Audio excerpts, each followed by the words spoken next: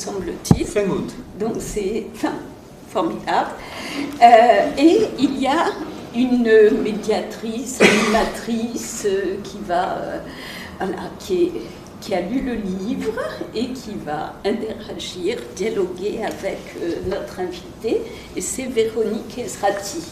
Donc Stéphane Bonnery, notre invité, Véronique Ezrati, qui est membre de l'Union rationaliste et très intéressée par les questions d'éducation. Et donc, quand Nelly m'a proposé d'animer cette réunion, j'ai évidemment accepté.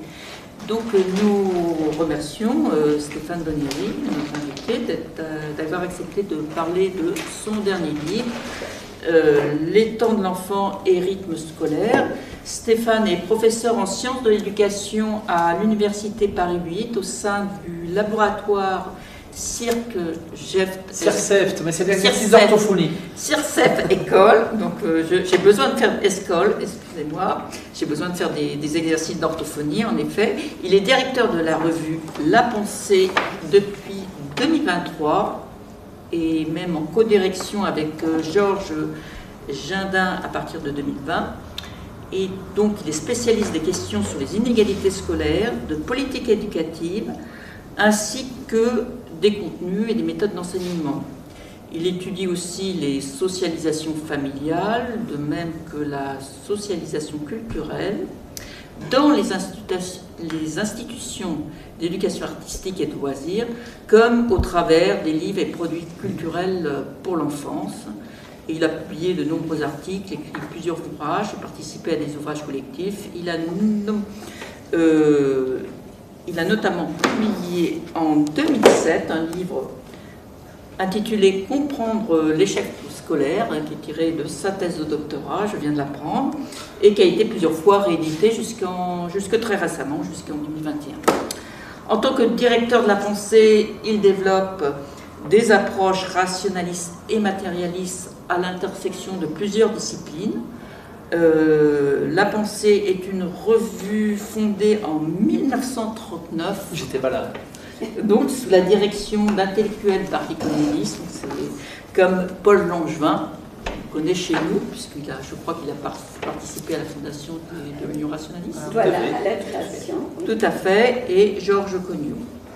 Et j'ai vu dans les conseillers et conseillères de rédaction de la revue une personne que nous connaissons très bien à l'Union rationaliste, qui est Hélène Jolieu-Langevin, qui, je crois qu'elle n'a pas été présidente, voilà, de l'Union rationaliste.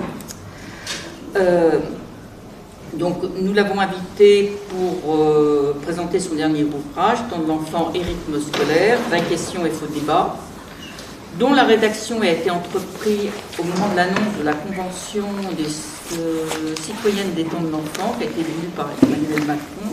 C'est un ouvrage qui comporte des textes de synthèse sur la problématique et la reproduction d'articles, dont certains datent des années 60-70 et d'autres qui sont beaucoup plus récents. Je vais faire assez rapidement un résumé de cette convention. Donc, au niveau du contexte... Je t'interromps juste pour dire une chose. C'est la première fois qu'on invite un professeur en sciences de l'éducation, sciences de l'étude, comme on dit. Et en tant qu'ancienne de Paris 8, j'en ai fait un passage un peu long. Les sciences de l'éduc à Paris 8, c'est quand même un gros laboratoire. C'est ça, c'est environ combien de... On est 35 enseignants-chercheurs titulaires.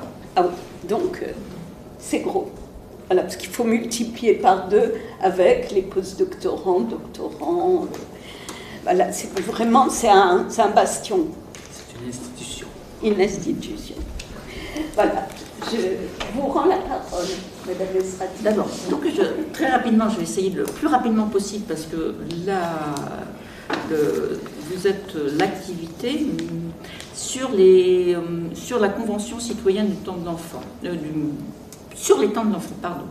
Donc le 2 mai, Emmanuel Macron a demandé au Conseil économique, social et environnemental d'organiser une convention citoyenne sur les temps de l'enfant. La lettre de mission indique que la finalité est comment mieux structurer les différents temps de la vie quotidienne des enfants afin que ces temps soient plus favorables à leur apprentissage, à leur développement et leur santé.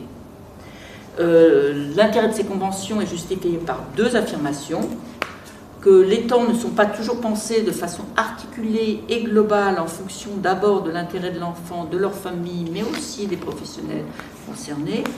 Donc c'est la première motivation. La deuxième motivation, c'est une inéquation présentée, une inéquation entre les rites biologiques des enfants et l'organisation actuelle du système éducatif. Et cette inéquation aurait été révélée par les avancées scientifiques en neurosciences, vous savez, la science qu'attend Jean-Michel Blanquer, et en pédiatrie. Je pense que notre invité nous dira des choses là-dessus. L'organisation semble sérieuse. Il y a eu 130 citoyens illustrant la diversité de la société française, 7 sessions de travail, 80 experts ou acteurs de terrain sélectionnés, des ateliers, un panel de 20 enfants qui a été soumis dans une enquête. Parle plus clairement et plus lentement, et Pardon. plus fort. Donc l'organisation semble sérieuse puisqu'il y a eu 130 citoyens et citoyennes illustrant la diversité de la société française, des sessions de travail entre juin et novembre 2025, 80 experts ou acteurs de terrain ont été auditionnés et ça a été complété par une trentaine d'ateliers dans les régions d'Île-de-France et une enquête sur un panel de 20 enfants. Le rapport a été rendu public en novembre 2025 et dès janvier 2026, le ministre de l'Éducation nationale actuel, on ne sait pas encore combien de temps, Édouard Geffray, a indiqué que les propositions ne seraient pas appliquées à la rentrée 2026 et que le rapport de la Convention alimenterait le débat pour les présidentielles de 2027. En rugby, on appelle ça taper un touche. Tout à fait. Donc, ce rapport a 20 propositions, 4 thèmes. Restructurer les rythmes scolaires et repenser l'organisation de l'école, premier thème. Coordonner les acteurs. Réduire les temps de transport. Appliquer et renforcer la législation sur les écrans et le numérique. En vérité, ils disent juste d'appliquer les législations, ça ne va pas très loin, et impulser un véritable soutien à la parentalité. Les propositions les plus marquantes seraient de repasser la semaine d'enseignement à 5 jours, du lundi au vendredi. Je rappelle que c'est Blanquer qui est repassé de 5 jours à 4 jours. C'était Darcos. Ah oui, sur les jours. Oui, la dernière. La dernière. Je ne vais pas faire toute l'historique parce alors, établir un socle d'apprentissage élargi qui articule le savoir théorique le matin et pratique l'après-midi, comme la pédagogie de projet, les ateliers portant sur la vie quotidienne, le bricolage, la cuisine, la couture, la gestion du budget, l'éducation de la citoyenneté et des activités culturelles et sportives. Il propose d'imposer une pause déjeuner de qualité d'au moins 1h30, ça, je suis plutôt d'accord sur ce point-là. Et aussi, un peu curieusement, débuter les cours dans les établissements secondaires à 9h. Bon, ce rapport a également le défaut de considérer les lycéens comme des enfants, alors qu'en réalité ils sont des préadultes, et les contraintes liées à la proximité des études supérieures et à leur maturité, qui sont pourtant essentielles pour penser correctement les lycées, sont généralement invisibilisées par les officiels de l'éducation nationale et donc par ce rapport. Leurs propositions posent deux questions. L'intérêt de ce qui est proposé, et la deuxième question, c'est la réelle volonté de l'application. Sur la volonté, il ne faut pas oublier que depuis les années 1990, la finalité réelle des décideurs de l'éducation nationale est d'obtenir des diplômés au moindre coût, peu importe si certains diplômes ne valident pas des savoirs utiles, et peu importe que les économies se fassent aux dépens de ceux qui ne savent pas protester, c'est-à-dire les familles des classes populaires. Donc ça, on peut le démontrer très facilement, il suffit de prendre toutes les réformes et la manière dont est gouvernée l'éducation nationale. Et sur l'intérêt des réformes, je rappelle qu'à plusieurs reprises, les décideurs, certains syndicalistes, certaines personnes pouvant être présentées avec un qualificatif d'expert, se sont mis d'accord pour faire un marketing concerné autour d'une solution inefficace, mais qui permet de faire des économies. Je veux citer la réforme du lycée général de Blanquer, par exemple. Donc j'avais expliqué pourquoi ça aurait été inefficace, et ça a été vraiment inefficace. Donc l'organisation du collège idéal proposé sera confrontée à des problèmes de locaux, d'équipements disponibles, de financement, et de mon point de vue, ce n'est pas une réponse aux causes essentielles des inégalités scolaires. Donc pour moi, c'est un écran de fumée destiné à entraver la réflexion sur la manière la plus utile d'utiliser les investissements indispensables pour notre système scolaire. Le choix de retarder les cours au collège à 9h, avec un accueil échelonné, n'aura aucun effet sur le sommeil de nos adolescents, qui se couchent de toute façon quand ils sont crevés, j'en ai connu, que le fait que ça commence à 9h n'aura aucune conséquence sur la quantité de sommeil des adolescents. Pourquoi? Parce qu'ils vont se coucher plus tard, c'est tout. Maintenant, on en débattra après. Non, c'est fini, j'ai fini, j'ai compté. Là, je résume le machin et je laisse la parole.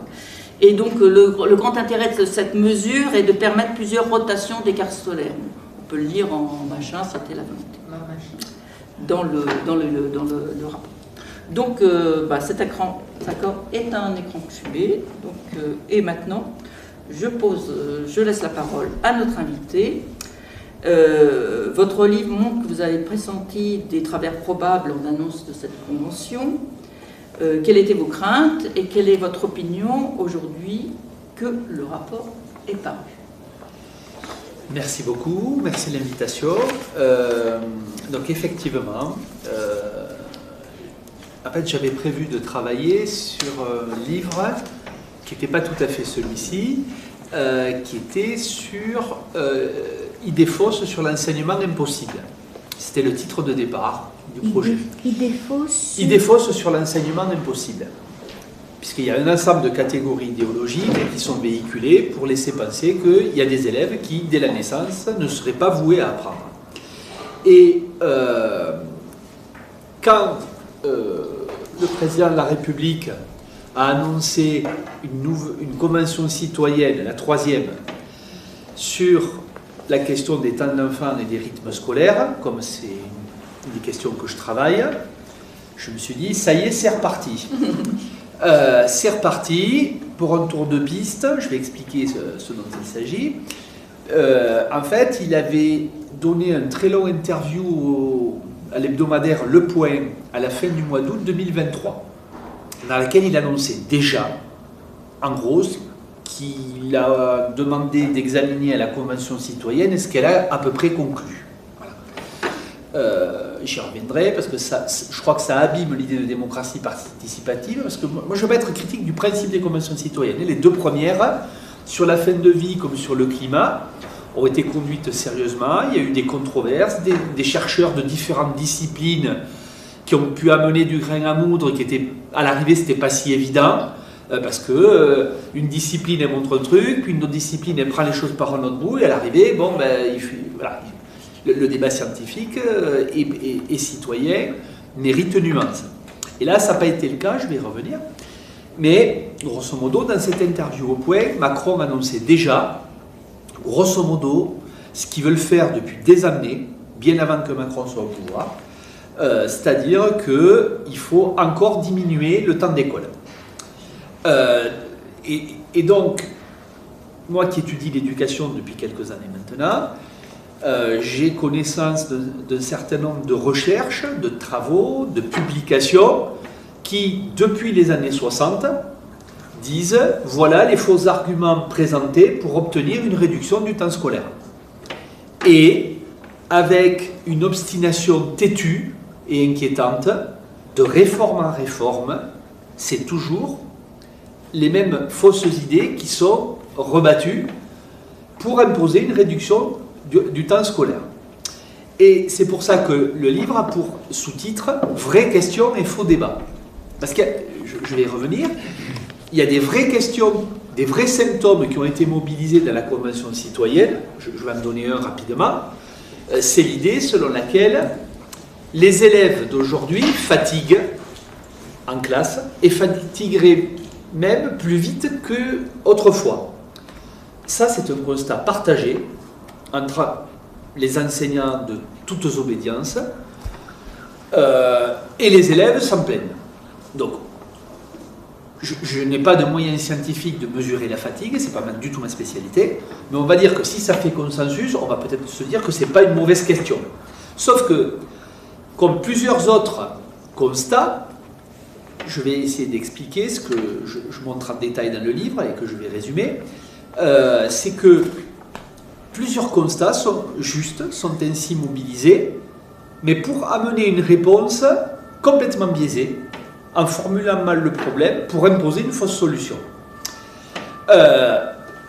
Je vais donner un premier élément. On nous dit, oh là là, les enfants ont trop d'école. Et c'est ça qui les fatigue. Alors, la première des choses, c'est que les enfants dont on dit qu'ils ont trop d'école, ils ont déjà beaucoup moins d'école que nous, et que plus on est âgé, plus c'est vrai. Voilà. En 1969, à l'école primaire, il y avait 30 heures d'école par semaine.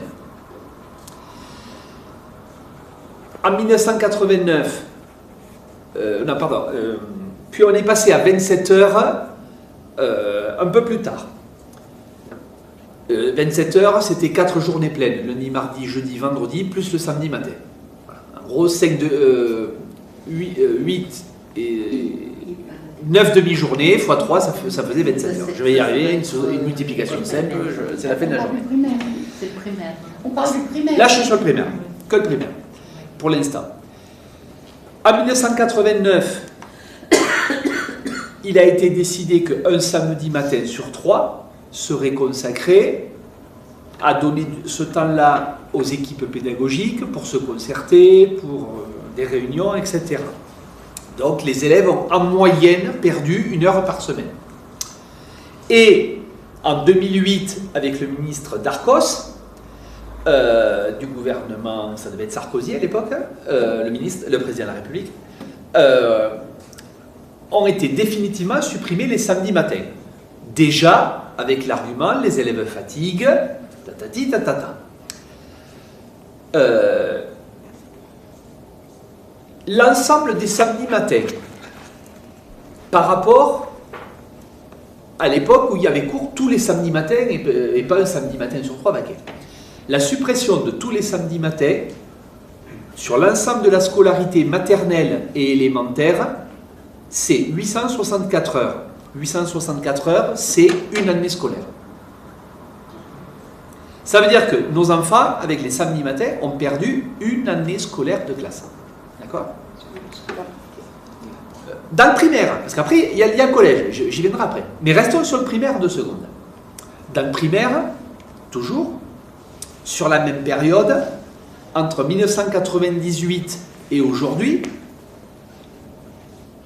il y a eu une suppression massive des classes qui accueillaient les enfants de 2 ans, les toutes petites sections de maternelle. En 1998, le taux de scolarisation à 2 ans était de 35%.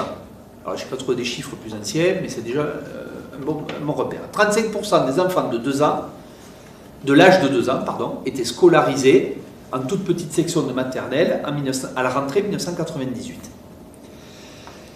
Au dernier chiffre, puisqu'on attend les chiffres de 2005, donc 2004, on était à peine à 9%. D'accord ? Et ce qu'il est intéressant de noter, c'est que, donc 2004, 9%. 2004 ou 2024 24. Ah, voilà. Je me rajeunis de 20 ans.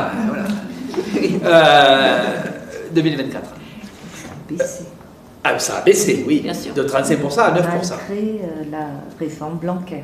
Alors, Non. du fait de la réforme Blanquer, enfin on va y revenir, mais la réforme Blanquer, je vais y revenir après, mais elle a rendu l'école obligatoire à partir de 3 ans, alors que tous les enfants étaient scolarisés. Oui. C'est l'instruction obligatoire. Enfin, le fait de suivre une scolarité. Instruit, mais pas forcément d'être à l'école. Oui, d'être scolarisé, y compris à la maison, ça s'appelle une scolarité. Oui, voilà, c'était Voilà. pour ceux Oui. qui choisissaient de ne pas... Mais tout ça est un artifice, c'était un moyen de financer les écoles privées. Ben oui. Voilà. Bon, mais je vais y revenir. Si je suis le fil, c'est que les écoles qui bénéficiaient d'un accueil des classes de 2 ans, massivement, étaient en ZEP, en zone d'éducation prioritaire, pour des bonnes raisons. C'est là que les élèves en ont le plus besoin. D'apprendre une langue spéciale qui est la langue de l'école. Ce n'est pas qu'une question français ou langue d'une autre nationalité. C'est la langue de l'école, parce que le français populaire n'est pas le français des apprentissages. C'est très pratique, le français populaire, pour parler dans la vie, mais ce n'est pas ce qui permet d'étudier des savoirs savants, je vais y revenir. Et donc, les enfants des quartiers qui en avaient le plus besoin ont déjà perdu 2 ans de scolarité, en 20 ans. Mais pourquoi ? Ben, quelles que soient les raisons affichées, ce que je montre, statistique à l'appui, c'est que ça s'est passé exactement quand est entrée à l'école la vague du baby-boom de l'an 2000. Donc, la suppression des classes pour les enfants de 2 ans a permis de rapatrier les enseignants sur les autres classes et donc de ne pas recruter alors même que les effectifs gonflaient. À ce moment-là, il y a eu une grosse vague de départ dans le secondaire et dans l'enseignement supérieur où on a fermé en masse des postes de façon drastique. Le nombre d'élèves par classe a augmenté dans le secondaire et le supérieur pour rapatrier un peu des moyens. On a fermé les RASED, les réseaux d'aide spécialisés d'aide aux élèves en difficulté. Et on a fermé les postes de remplaçants autant que possible. En gros, comment on accueille une vague démographique à moindre coût? C'est ça l'équation qu'ils ont résolue. Et donc la suppression des classes de 2 ans a été un moyen. Et pour faire accepter aux enseignants du premier degré, notamment, la suppression des RASED, le fait que dans le même temps de classe, avec moins de temps de classe, il fallait enseigner le même programme, plus l'anglais en primaire, l'histoire de l'art en primaire, l'éducation à la santé, l'éducation à la citoyenneté, l'éducation à l'égalité entre sexes, l'éducation à l'environnement. Alors, il y en a 8, je ne m'en rappelle jamais de tous. Donc, il fallait faire plus de choses en moins de temps. Ben, pour pas que ça gueule trop, on a accordé le samedi matin, en contrepartie. C'est comme ça que ça n'a pas trop gueulé.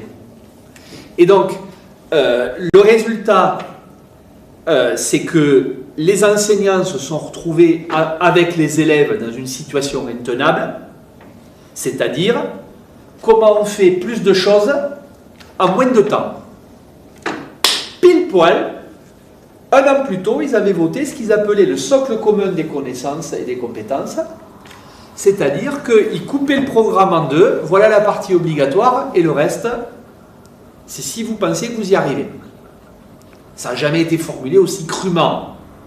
Mais le travail de la recherche, c'est de regarder les logiques objectives indépendamment des discours qui les accompagnent. Parce que les discours, le ministre ne dira jamais qu'il va réduire les moyens.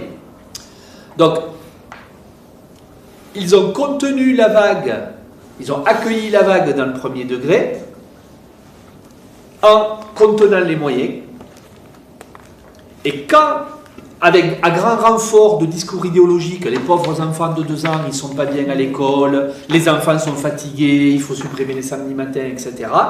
Et quand la vague du baby-boom est rentrée au collège, réforme de Najat Vallaud-Belkacem, qui a restructuré les programmes, qui a supprimé l'équivalent horaire d'enseignement de la moitié d'une année de cours disciplinaires pendant la durée du collège.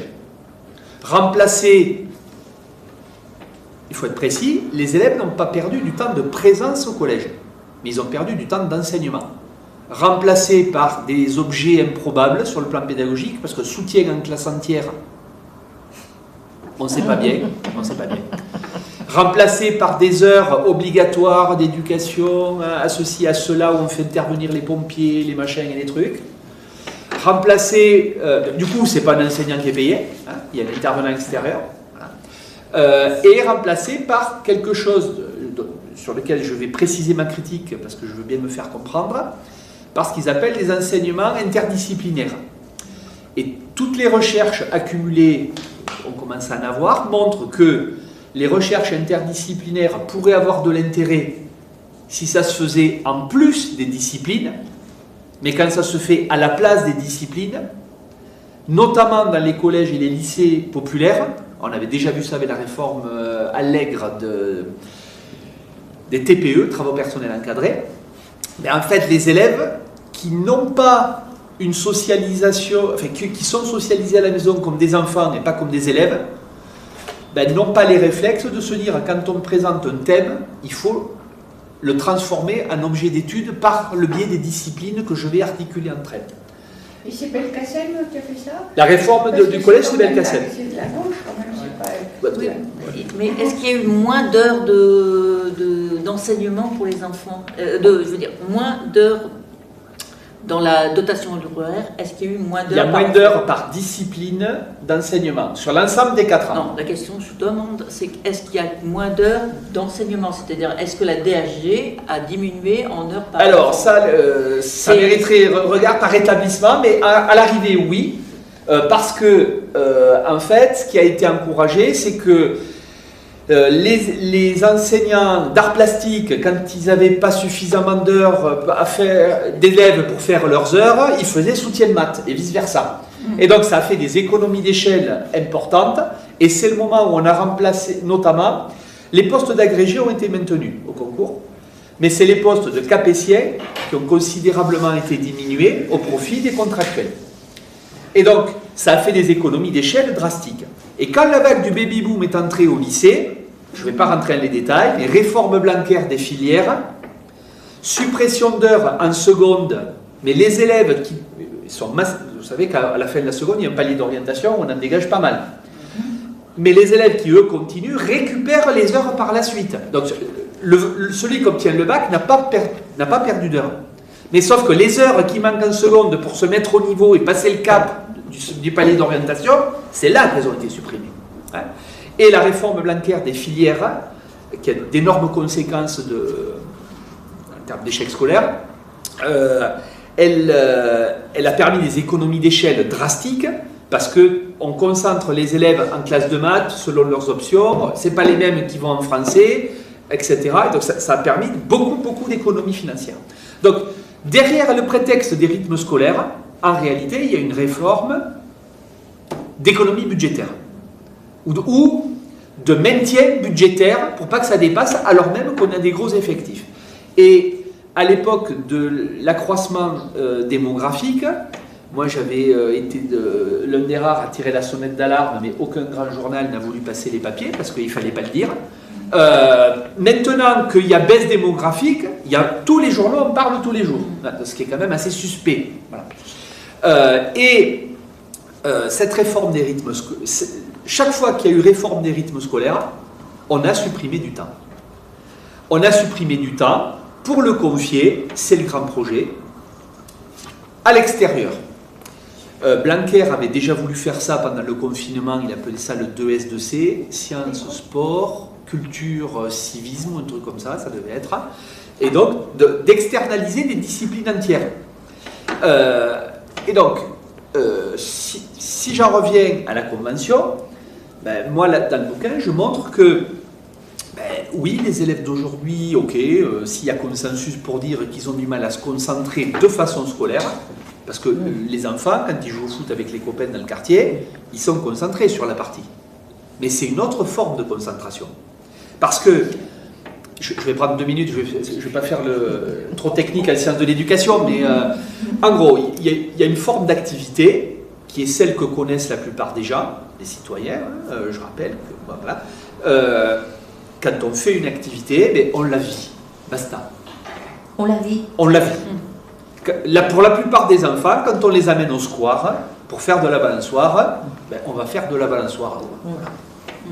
Et puis, et je ne veux pas critiquer, parce que moi je suis comme ça, on a suivi une formation, on a le cerveau modelé, transformé par la formation. Ben, quand on va au parc et qu'il y a une balançoire, on ne peut pas s'empêcher de faire remarquer que la forme du montant de la balançoire, est-ce que tu as reconnu la forme triangle? Et des enfants qui ont 4 ou 5 ans, quand ils filent un coup de main à mettre la table, pour la plupart des familles, les enfants aident à mettre la table. Et puis pour un certain nombre d'entre nous, c'est l'occasion de travailler la différence entre la gauche et la droite. Le dénombrement des fourchettes. C'est-à-dire que quand on a suivi des études longues, eh bien, on est habitué à ce que les situations qu'on vit, on fait des allers-retours entre vivre la situation et mobiliser des concepts pour penser la situation. Au fond, si on prend nos cours de littérature, c'est ça. En littérature, on ne nous invite pas à être seulement des lecteurs et on ne nous invite pas non plus à seulement retenir des figures de style sans lire. C'est l'aller-retour entre la mise en pratique et la conceptualisation qui permet d'offrir des outils pour revenir à la pratique d'une autre manière. Au fond, c'est ça la science et c'est ça l'école. Voilà. Et donc, si on prend quelques disciplines, ce que propose la Convention citoyenne, mais aussi nos ministres, enfin nos gouvernants, ben, c'est de déscolariser des disciplines entières en termes d'état d'esprit et de contenu.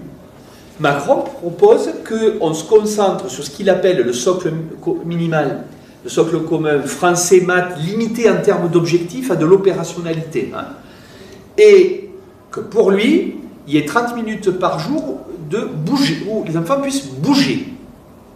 Ce n'est pas de l'éducation physique et sportive. On n'apprend pas à réfléchir sur les mouvements du corps, sur la position des partenaires dans l'espace, et c'est se défouler. Mais ce qui veut dire que pour lui, l'enseignement, c'est se contenir, et puis d'un coup, pam, le corps explose. Enfin, c'est une conception assez curieuse de l'enseignement.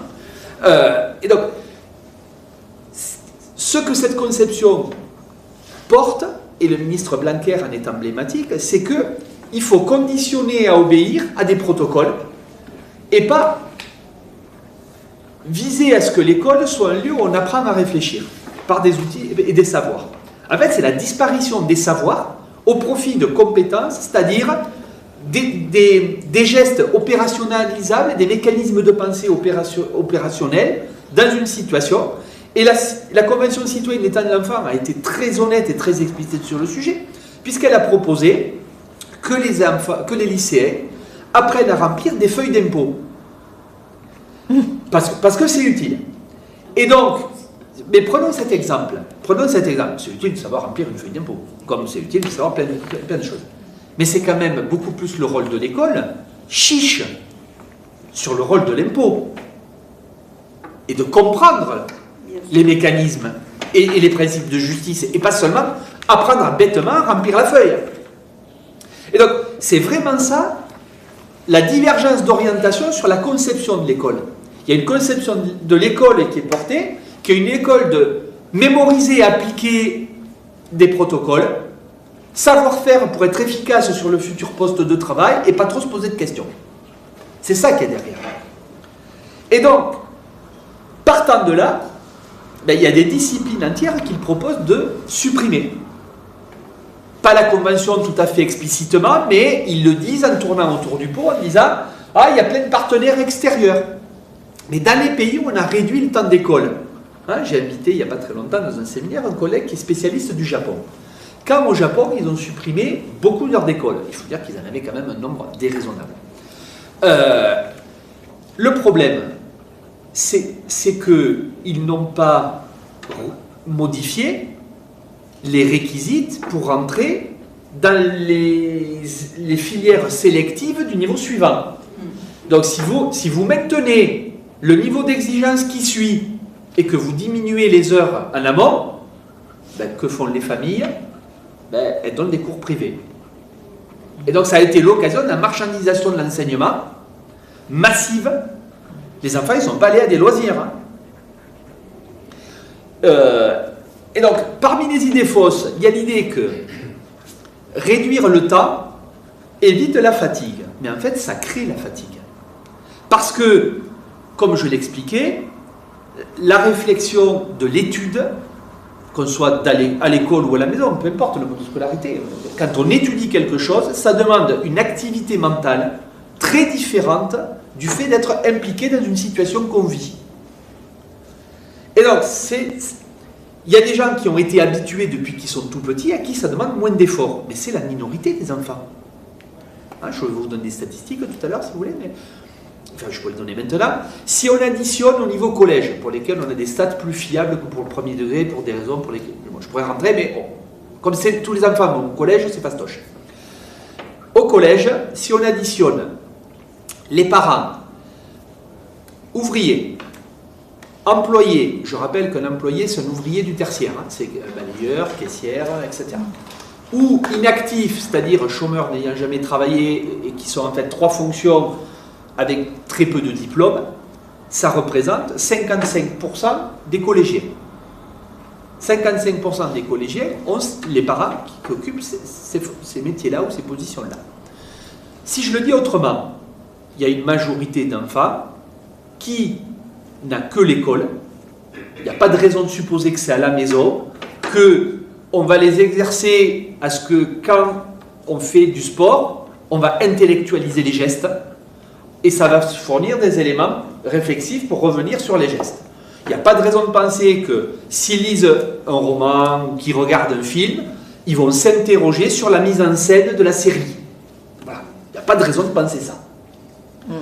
Les parents en ont été privés parce qu'ils n'ont pas eu le droit de faire des études, on ne va pas le leur reprocher. C'est quelque chose de très cynique. Et donc, l'école est utile justement parce qu'on peut y apprendre ce que la majorité des familles n'apprennent pas à la maison. Parce que, en vrai, je vous le dis, hein, si vous pouvez l'apprendre à la maison, on est mieux à la maison. Bon, voilà. Mais les parents, massivement, ne sont pas suffisamment formés dans chaque discipline pour pouvoir assumer ça. Par conséquent, à l'école, ils rencontrent un nouveau type d'activité, de contenu et donc d'activité mentale, ben oui, qui fatigue pour prendre une nouvelle habitude mentale, et bien c'est de la bonne fatigue. Et donc, si on réduit le temps d'école, on réduit le temps d'entraînement pour se former à cette capacité de concentration très spéciale. Eh bien, si les élèves d'aujourd'hui sont plus fatigués, c'est parce qu'on a supprimé autant de temps scolaire et donc ils s'exercent moins, c'est tout. C'est assez mécanique. Quand on supprime le temps scolaire, conséquence, que font les enseignants? Parce que c'est compliqué, comment on traite les contenus. Ce qu'ils suppriment en premier, ben, c'est les tâches qui prennent du temps en classe. Et qu'est-ce qui prend du temps? Faire écrire les élèves. Ça, c'est long. Et oui, ben, du coup, à l'arrivée, les élèves sont moins exercés à écrire. Et après, que disent les évaluations PISA? Les élèves français ont du mal à produire des textes longs. Super, quel suspense. Et nos collègues, quand les élèves arrivent au lycée, disent mais ils ne savent plus rédiger de textes longs au-delà d'une phrase. Et à l'université, tout le monde, on dit tous pareil. Hein, voilà. Ben, oui, mais il faut arrêter de mettre les gamins à l'index, quoi. C'est le résultat des politiques qui ont été conduites depuis 20 ans. C'est le résultat. Et donc, la Convention citoyenne est partie de constats qui n'étaient pas idiots. Dire les enfants sont fatigués, c'est un vrai symptôme. Le syndrome de la boule au ventre le dimanche soir. Il y a quand même beaucoup de cabinets de psy qui ont des consultations là-dessus. C'est pas une petite chose, c'est pas de la rigolade. Mais ce qu'ils en tirent comme conclusion, pour diminuer la boule au ventre et le stress, on va réduire le temps d'école. Or, on l'a refait. Ben oui, mais du coup, depuis qu'on a réduit autant de temps de classe, les enseignants qui veulent que leurs gamins, quand même, à la fin de l'année, soient un peu instruits, appris des choses, ils ont moins de temps. Eh bien, ils bourrent. Et en plus, il y a plein de contraintes à évaluer en permanence, qui viennent de la hiérarchie. Ben, le stress, c'est cette situation qui la génère, en tout cas qui l'amplifie, parce qu'il y a un stress de la société, en France en particulier, sur le devenir à partir de l'école et compagnie. Ça, c'est un sujet, sauf que la réduction du temps accroît ça. Et donc, il me semble que ça vaut le coup de tordre le cou à ces idées fausses. Je pourrais revenir sur quelques-unes d'entre elles, mais j'ai fait la deuxième partie du livre, c'est une sélection de textes qui déconstruit ces idées fausses. Par exemple, l'idée selon laquelle l'école devrait répondre à des besoins soi-disant spécifiques des enfants. Voilà. Il y a un très beau texte de Jacques Beauvais qui, déjà en 1969, disait « mais c'est n'importe quoi, tous les enfants ont besoin d'apprendre à lire, tous les enfants ont besoin de se cultiver. En quoi c'est spécifique?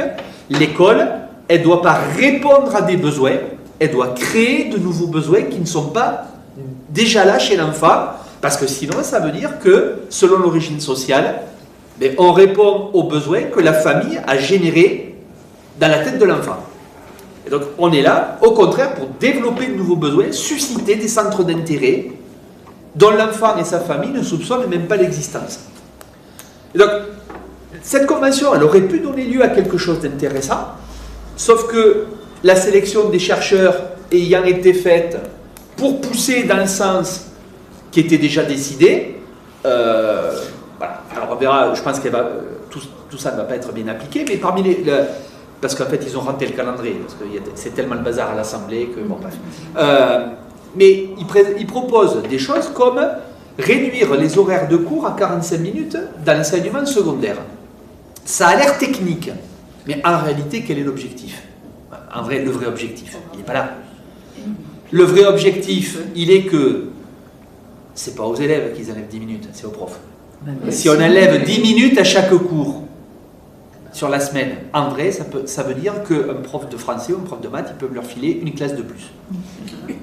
Et ça fait un bout de prof en moins. L'objectif, il est là. Sauf que, si on revient à l'intérêt des élèves, ben, si les élèves n'ont que 45 minutes au lieu de 55 minutes, il y a des choses qui sont incompressibles. Les faire asseoir et gagner le calme, ça, je ne vois pas comment on peut le réduire. On peut pas. Noter les devoirs, ranger ses affaires, je ne vois pas comment on peut le réduire. D'accord? Donc ça on ne le bougera pas. Ou alors, si quelqu'un a la solution, qu'il dit, moi je ne la connais pas. Donc c'est entre les deux. Donc entre les deux, le prof, il a moins de temps. Et donc, qu'est-ce qu'ils vont faire? Si en plus les profs, ils ont une classe de plus, ben, ils vont moins faire écrire les élèves, parce que ça va faire un paquet de copies en plus. Moi-même, je vous dis sincèrement, quand j'avais des LE, j'en ai moins. À l'époque, j'ai eu des salles à plus de 100. Donc à plus de 100, je les faisais écrire une fois dans le semestre, les premières années. Quand j'en ai 25, ils écrivent 3 fois, parce que ça me fait le nombre de copies qui est à peu près correct. Et donc ça veut dire qu'on exerce moins les élèves. Et après, on va se plaindre du niveau. Il faut arrêter avec ça. Donc, il y a des symptômes, mais du coup, comment on peut y répondre? Et je vais conclure là-dessus, parce que j'étais trop long, je sais que je suis bavard. Voilà. C'est que... Vous êtes l'invité. Hein. Il me semble que on a une occasion historique, en fait. C'est que les naissances sont allées en montant très très fort de 1998 jusqu'en 2011. Enfin, en réalité jusqu'en 2009, et ça fait un plateau jusqu'en 2011. Et après, elles sont descendues aussi vite qu'elles étaient montées. Et donc, dans les journaux, là, on entend baisse démographique, nanani, nanana. Et là, il y a deux façons de voir. Deux. Voilà. Première hypothèse, ben, on réduit le nombre de profs. Voilà. Et c'est pour ça que aussi on nous répète, les élèves sont fatigués, gna. Deuxième hypothèse, on se dit, ben, c'est l'occasion. C'est l'occasion. Les profs des écoles, ils font un métier beaucoup plus difficile qu'il y a 50 ans. Je peux développer parce que c'est une autre de mes recherches. Il y a 50 ans, un prof des écoles qui suivait le manuel et faisait réaliser le texte du manuel, il était dans les clous. Aujourd'hui, pour préparer aux études longues, si on fait ça, on ne prépare pas les élèves. En vrai, ce que propose Blanquer, ça ne marche pas. Donc, il faut un métier plus difficile. Ils accueillent, dans une logique d'inclusion, des enfants handicapés, en plus du reste de la classe, et du coup, comment on fait pour gérer le tout? Le principe est une chose, la mise en œuvre en est une autre. Comment on fait pour avancer le programme avec les uns quand on doit faire autre chose avec l'autre? Voilà. Parce que je ne parle pas des élèves qui ont le fauteuil roulant, parce qu'ils peuvent suivre comme tout le monde, basta. Mais les élèves qui, psychiquement, ne peuvent pas suivre, qu'est-ce qu'on fait? Donc, les enseignants du premier degré sont épuisés. En gros, il y a une perte de sens du métier. En plus, les évaluations permanentes qui mangent sur le temps d'enseignement, on évalue des choses dont on se demande si on a le temps de les avoir enseignées. Donc, du coup, qu'est-ce qu'on évalue à part les parents, la socialisation familiale? Donc, il y a une solution qui consisterait à dire, eh bien, diminuons le temps de présence des profs, des écoles, devant les élèves. Ils sont à 4 jours, passons à 3 jours et demi. Et les élèves, regagnons du temps, eux, on les passe à 4 jours et demi, ils reviennent à 4 jours et demi comme avant, mais des journées pleines, ils reviennent à 27 heures. Ben, du coup, une journée par semaine, les élèves, ils sont avec un autre enseignant. Dans le premier degré, deux adultes, ça va, les repères, c'est pas trop compliqué. Voilà. Et du coup, comme il y a baisse démographique, il n'y a pas besoin de recruter des millions de personnes. C'est l'occasion. Mais ça veut dire qu'on maintient les moyens. Et là, c'est un vrai défi. C'est une occasion historique. Il me semble que, en tout cas, il y a deux modèles qui s'affrontent. Et pour permettre les apprentis, parce que là, il y a quand même quelque chose qui va arriver de très compliqué. Je ne vais pas rentrer ce soir dans le débat sur l'intelligence artificielle. Parce que quand même, qu'on utilise ces outils quand on a appris à réfléchir, ça ne nous empêche pas, on n'oublie pas ce qu'on a appris. Par contre, comment on apprend à réfléchir si on ne s'exerce pas à réfléchir, en fait, là, il y a quand même un truc qui est sacrément embêtant. Et les élèves vont avoir besoin de temps pour se former, et y compris pour apprendre à raisonner de façon complexe, pour un peu comprendre ce que fera la machine parfois. Et ça, c'est pas en diminuant le temps scolaire qu'on va y arriver. Ce n'est pas en diminuant le temps de présence des lycéens en classe. Quand le bac est de plus en plus un bac d'établissement depuis la réforme Blanquer, qu'ils auront l'orientation par la suite. Donc, en fait, la question du temps de l'enfant est quelque chose de fondamental sur ses conséquences pour la pédagogie possible et donc sur ce que les élèves peuvent apprendre. Alors, il y a un autre aspect du débat, qu'est-ce qu'on fait avec les partenaires extérieurs? On pourra y revenir, mais j'en termine en disant qu'un des enjeux fondamentaux, c'est est-ce que le but du jeu, c'est de réduire l'école au minimum, un peu de français, un peu de maths, mais pas du français littéraire, hein. Français pour apprendre à écrire sans trop de fautes, et pas de la littérature, parce qu'en fait les directives de Blanquer, c'est apprendre à lire des textes informatifs, explicites. Sauf que un roman, quand même, les personnages, ils disent pas toujours leurs intentions. C'est même ce qui en fait l'intérêt, parce que si les romans ils ressemblent à une notice Ikea, franchement, c'est pas très intéressant, quoi. Et donc, ça pose la question qui on veut former. Est-ce que c'est un minimum de français, un peu de maths, et le reste, c'est à la charge des parents, on privatise, parce que c'est ça le projet. Et chaque fois que... Donc, il y a cette forme de privatisation, si vous voulez, un peu plus que l'école publique, prenez le complément. Et il y a une deuxième forme d'encouragement du privé. C'est que chaque fois qu'on réduit le temps des journées d'école, les parents qui travaillent, ils ont un problème de garde. Et donc, ça devient, de fait, un avantage commercial pour le privé, puisque les profs sont payés par l'État et que les fluides, chauffage, eau, etc., l'entretien... c'est payé par les collectivités, ils sont obligés, même s'ils ne veulent pas, et que depuis Blanquer, les mairies sont obligées de payer pour la maternelle privée, ce qui n'était pas le cas avant. Qu'est-ce qui reste à charge des parents? Le périscolaire. Le périscolaire. Et donc, plus on réduit les journées de classe, plus c'est un argument commercial pour le privé. Et pourquoi ils ont voulu faire cette convention sur les temps de l'enfant depuis 2023. Je vous rappelle que 2023, quand Macron lance cette idée-là, dans le journal Le Point, il y a une ministre éphémère de l'Éducation nationale qui s'appelle Amélie Oudéa-Castéra, que je remercie. Elle était très bonne. Parce qu'elle a permis aux Français de comprendre à quel point le privé était financé. Voilà. Mais, pourquoi elle a fait ça? Pourquoi elle a menti sur la qualité de l'école publique, qui va pas bien, parce qu'elle est abîmée à force des attaques, etc. Mais pourquoi elle a menti à ce point-là? Parce qu'elle sait très bien que depuis 2011, les naissances baissent, que le privé, qui avait recruté des profs pour faire face à la demande croissante, et qui en avait profité pour sursélectionner scolairement et socialement, allait vers un problème. Quand il y a moins d'enfants, il y a moins d'enfants. Point. Et donc, il fallait pousser les parents à quitter le public pour aller dans le privé. C'est ça qu'ils font depuis 10 ans. Pour éviter un plan social dans le privé. Et pour maintenir l'avantage qu'ils lui ont conféré. Donc là, l'état de l'enfant, il y a des vraies questions sur la fatigue, les transports, si vous voulez on va revenir, les loisirs, j'en ai pas parlé, mais c'est toute une partie du bouquin. Mais derrière, les arguments qui ont été mis en débat, il y a ceux qui n'ont pas été mis en débat. La perte globale de temps d'école, les conséquences sur le niveau et sur les apprentissages, le projet d'école que ça suppose, et le projet d'externalisation de tout un tas de disciplines et de marchandisation à des associations, à du privé lucratif, ou etc. J'ai été un peu long pour ça. Merci. Tout à fait, tout à fait.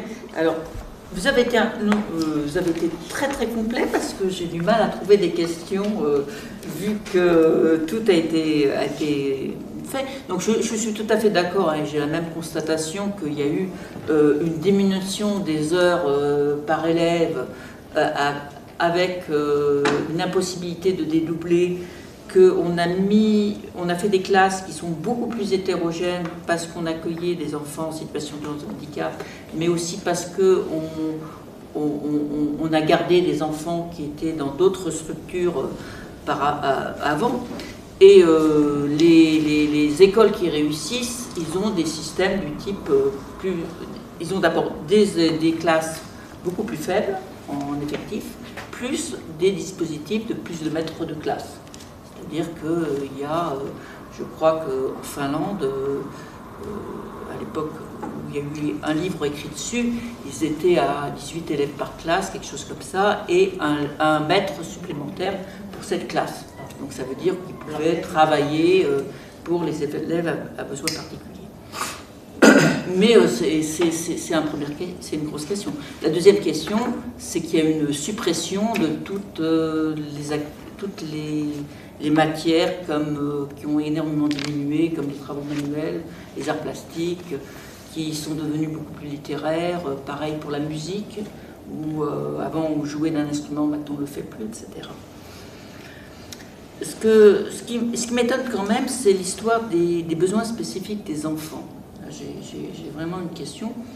Il est tout à fait exact que les enfants qui ont des difficultés d'apprentissage sont, pour au moins 90% d'entre eux, tout à fait aussi intelligents que ceux qui réussissent, que le problème n'est pas un problème d'intelligence, le problème c'est qu'ils, je ne me rappelle plus exactement vos mots, ils ne sont pas dans une posture scolaire, c'est-à-dire qu'ils ne cherchent pas à apprendre, globalement, tel que moi je le perçois. Ceci dit, il y a quand même des enfants qui ont des difficultés de mémoriser, qui semblent des problèmes de type cognitif. Ça existe. Et la deuxième chose, c'est que quand on arrive au niveau du collège, quand il y a des lacunes graves sur la capacité de lecture, la capacité d'expression, ou sur la maîtrise, la capacité de donner du sens aux quatre opérations, ces enfants-là ont des besoins spécifiques qui sont liés à leur connaissance. Et ça, on ne peut pas les nier. Il y a besoin là-dessus parce que mon propos, peut-être je n'ai pas été clair, portait sur les enfants qui rentrent à l'école maternelle. D'accord. Donc les enfants qui sauf qu'après, il existait des RASED, etc., qui ont été supprimés. Oui. Voilà. Tout à fait. Y compris le dispositif plus de maîtres que de classe. Et donc là, voilà. Et donc là-dessus, moi je suis tout à fait. C'est pas parce qu'un enfant n'apprend pas à un moment donné qu'il peut tout à fait se réveiller et se mettre à apprendre. Le problème, c'est que s'il a des lacunes trop fortes, compliqué. C'est compliqué, surtout qu'il n'y a pas les moyens pour l'aider. Il n'y a pas plus de maîtres de classe qui pourraient, par des dispositifs... Et que la réforme de 2015 du collège a supprimé la possibilité qu'avaient les principaux de collège en ZEP, enfin l'éducation prioritaire, ça s'appelle plus ZEP, d'avoir des heures supplémentaires de soutien français et soutien maths. Alors, celle de 2015. De 2015, Ah ouais. alors je suis allée dans le détail de la... Et horaire plancher, horaire plafond, ça a sauté. D'accord. Par contre, je suis allée dans le détail de cette réforme et j'avais des souvenirs différents de ce que vous avez dit, mais comme j'ai pas le... Non, j'ai fait des comptes de précis des heures, ça me plaît. Tout à fait. Alors, question. Il y a des questions, Emmanuel. Oui, ben, bien sûr, on a tous des questions énormes. Voilà, moi j'ai des questions énormes. Bon, j'ai quitté l'enseignement au moment des réformes Blanquer. Je les ai vues arriver. Pardon ? Vous étiez enseignante où et en quoi? Enfin, en collège, en primaire? En prépa. J'étais 20 ans dans le secondaire et 20 ans en prépa. J'ai vu arriver les réformes Blanquer. J'ai vu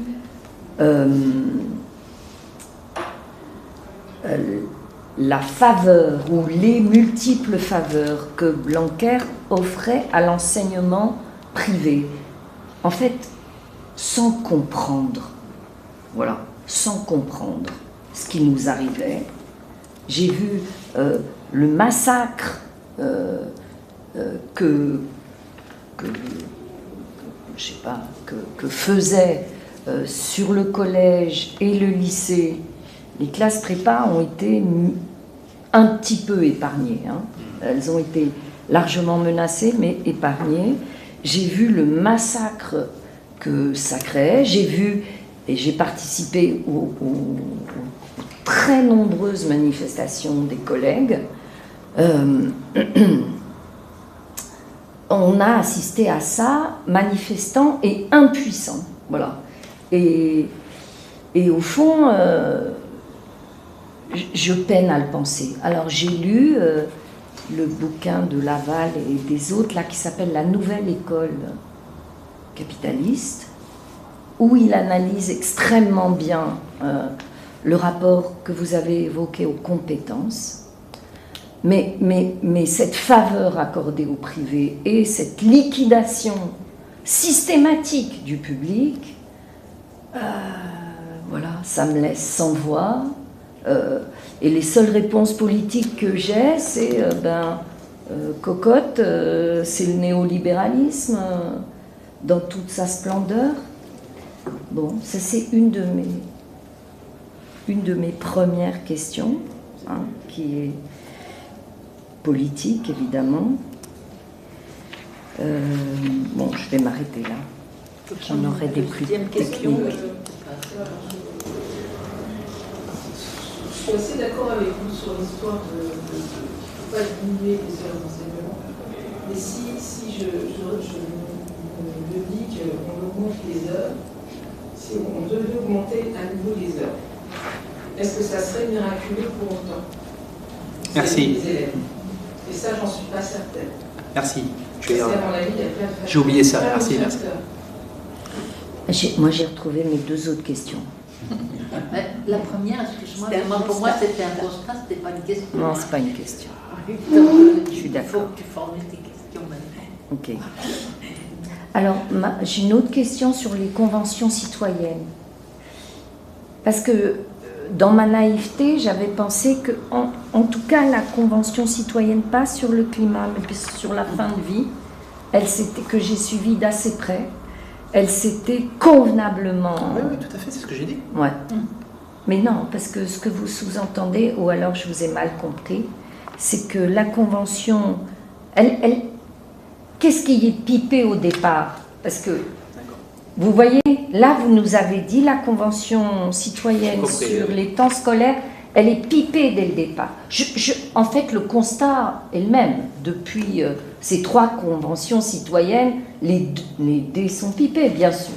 Il nous fait parler, mais il n'écoute rien. Bon, D'accord. j'ai une Et troisième. il y en avait une autre. Ouais, mais je crois que je vais l'avoir perdue. Ben, vous la Je retrouverez d'ici là. la retrouverai. Est-ce qu'il y a d'autres questions? En fait, vous n'avez pas complètement terminé quand vous avez parlé de l'histoire de concentration des enfants. Vous avez parlé de cette histoire de balançoire, etc. Ah oui, ça y est, j'ai retrouvé. Après, Ouais. vous n'êtes pas revenu à la concentration des élèves. Et moi, je pense que les élèves ont de plus en plus de mal à se concentrer.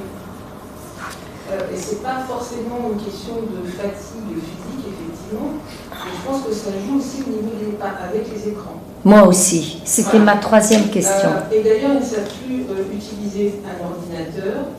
Tout se passe sur le téléphone. Ils font leur devoir sur le téléphone portable. Enfin, je veux dire, c'est un autre type de fatigue qui fait qu'au bout d'une demi-heure d'enseignement, ils décrochent. Ils n'arrivent pas. Ils n'entendent plus. C'était ma question. Donc, Sur je cette... sais pas si Oui, je vais revenir là-dessus. Voilà, je pense qu'il y a quand même une certaine... Parce que la question des écrans faisait aussi partie des symptômes énoncés dans la lettre de commande à la Convention citoyenne. Ah oui. Alors si je reprends dans l'ordre quelques trucs. Qu'est-ce qui est pipé? Alors, Dans les conventions. dans les et dans celle-ci en particulier. Dans la Convention sur le climat, qui était la première, ils ont quand même essayé au début de verrouiller. Mais la mobilisation des associations environnementales, des syndicats, la CGT a poussé très très fort, etc., a un peu secoué le cocotier et ils ont été obligés de céder sur la diversité des intervenants qui étaient auditionnés. Et pour moi, à l'arrivée, le résultat de la convention n'est pas pipé. La preuve, c'est qu'il n'en a rien fait. C'est la bonne preuve. C'est que c'était vraiment, à l'arrivée, c'est nuancé, c'est informé, Voilà. c'est intéressant. Sur la fin de vie, ça a été aussi très long, très controversé, mais Très informé. très informé, très sérieux, voilà, avec du temps.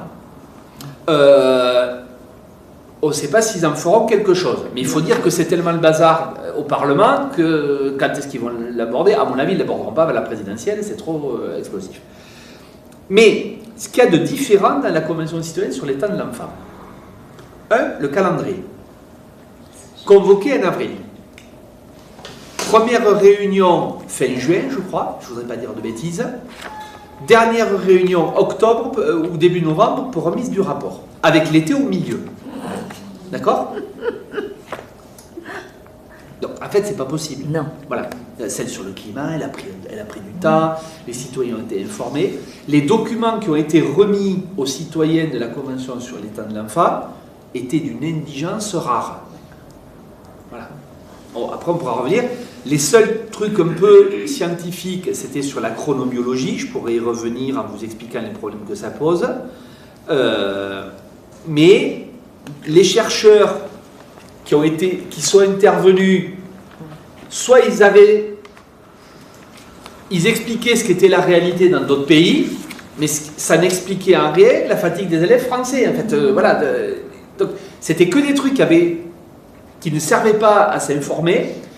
Il n'y avait pas d'avis de discipline scientifique qui éclairait par des angles différents et qui amenait à dire « Ah oui, mais selon ce qu'on prend en compte, c'est pas si simple. » Voilà. Ce genre de mécanique qui est arrivé pour les deux autres conventions n'est jamais arrivé. D'accord. J'ai un collègue qui a été invité parce qu'ils n'ont pas eu le choix, parce que vraiment c'était pas possible. J'ai fait un séminaire avec lui qui est enregistré, je pourrais vous donner le lien pour le trouver sur internet, 3 minutes. Et quand il a commencé à aborder quelque chose d'un peu sérieux, on a dit mais c'est pas ça le débat, on veut que vous nous disiez si vous êtes pour ou contre des vacances d'été raccourcies ou rallongées. Vous savez, le petit bout de la lorgnette qui sert à rien, quoi. C'est les faux débats. Voilà. Parce qu'en réalité, les vacances d'été, moi, vous avez compris que même si j'habite en région parisienne, je n'en suis pas originaire. L'été dernier, au mois de juin, il faisait 42 degrés dans les salles. En fait, raccourcir les vacances d'été, ça veut dire reconstruire la moitié des établissements scolaires. Ils ne veulent pas recruter de profs, on ne va pas se lancer dans un plan d'investissement pareil. Voilà. Donc ça, c'est sur en quoi c'est pipé. Oui, mais pour la Convention sur le climat, ils avaient fait briefer les membres de la Convention par des très bons chercheurs. Et sur tous C'est les ça. sujets. On en connaît. Mais c'était pas leur intention au départ. Et Ce n'était pas leur intention au départ. Parce que on avait pris quand même le temps Tout à fait. d'aller. Mais c'est ce que je viens de dire. Oui, oui. Ces deux premières conventions avaient très bien, C'est ce que je viens de dire. très bien fonctionné. Mais ça leur a été imposé par... En gros, en bureau du CESE, ça a vachement chauffé. Mais là, en plein été, il n'y avait pas les moyens. Qui est-ce qui a imposé, qui va faire la formation, qui est-ce qui a choisi du prof? Ah, c'est deux personnes qui ont choisi toutes seules. Ah bon? Voilà. Le président de la Convention citoyenne, qui est l'un des vice-présidents du CESE, ça fait polémique après, mais ça a été cadenassé. Il s'appelle Kenza Okansé. Voilà. Allez-y, excusez-moi. Vous voulez dire qu'ils ne veulent pas raccourcir les vacances d'été? Non, en fait, ils voulaient raccourcir les vacances d'été, tout en sachant que c'était impossible. Mais c'est pas possible, ne serait-ce qu'avec l'industrie touristique aussi. Alors, s'ajoute ça pour les petites vacances notamment. Mais quand bien même ils voudraient, il faut reconstruire la moitié des écoles en France. Alors qu'ils savent très bien que les bâtiments, il y a 50% des universités qui tombent en décrépitude. Elles ont toutes été construites il y a 50 ans. Ben, ils ne mettent pas un centime dedans, donc ils ne vont pas le faire pour les autres. Voilà. Après, c'est faux, quoi. C'était un faux débat, on appelle ça un leurre. Pendant que les gens parlent de ça, ils ne discutent pas du nombre de profs qui diminuent les horaires de cours des élèves. Alors, si on augmentait le temps, est-ce que ça serait miraculeux? Merci, parce que c'était une des choses que... Sinon, j'en avais pour 3 heures. Ça me relance. Je vais répondre en 2 temps. Quand on diminue le temps scolaire, on dégrade mécaniquement la pédagogie. Je l'ai dit notamment pour l'écrit, etc. Mais, après 15 ans d'habitude prise pour faire la classe en bourrant parce qu'on n'a pas le temps, je rejoins entièrement, c'est une condition nécessaire, mais qui ne serait pas suffisante. Ça voudrait dire formation, et comment on peut utiliser ce temps autrement. Mais sans ce levier-là, il me semble que le reste ne peut pas marcher. Moi, je suis plutôt bien... j'ai des travaux qui sont plutôt bien accueillis par les militants pédagogiques. Au demeurant, laisser entendre que la pédagogie pourrait à tous les coups trouver des solutions dans des conditions structurelles dégradées me semble une illusion. Voilà. Maintenant, ce n'est pas parce qu'on améliore les conditions structurelles que la pédagogie suffit. Ou en tout cas, s'impose comme une évidence entre différentes possibilités. Et j'ajouterais que depuis Blanquer, parce que quand même, il a marqué un sacré tournant, ce monsieur, un sacré tournant, la formation dans le premier degré a beaucoup changé. La formation continue, elle est très caporalisée. Avant, il faisait intervenir des chercheurs de disciplines variées. Là, ils font venir que des gens qui poussent dans un seul sens. En fait, ça n'est plus le lieu où les enseignants trouvent des outils pour penser, c'est là où on leur dit ce qu'il faut appliquer. Et ce que je disais des élèves, on les met en situation dans des protocoles standardisés d'application, c'est en train d'arriver depuis 10-15 ans pour les enseignants. Vous n'êtes plus là pour penser vos pratiques, vous êtes là pour appliquer le protocole. Avec des programmes qui changent tous les 2 ans. Et alors eux, ils auraient la volonté qu'ils ne changent pas trop, parce que là, ils verrouillent avec manuel unique, etc. Mais avec une sacrée inquiétude, parce que la façon dont c'est enseigné aujourd'hui en français et en maths, dans les petites classes, me semble viser le niveau de ce qu'ils appellent bac-3. Parce qu'en fait, ils veulent supprimer le bac, c'est ça l'objectif, et je vais y revenir, l'un des objectifs. Ils appellent les niveaux de sortie, et ce n'est pas des diplômes. Le but du jeu, ce n'est pas les diplômes, c'est des niveaux de sortie, ce qui n'est pas pareil. Bac-3, bac+3. Et donc, l'idée, c'est que le socle, ce à quoi forme l'école, c'est à sortir avec un niveau bac-3 où on écrit sans trop de fautes, etc. C'est revenir à certificat d'études, quoi. Et encore, le certificat d'études, à mon avis, il était au-dessus de ce qui... voilà.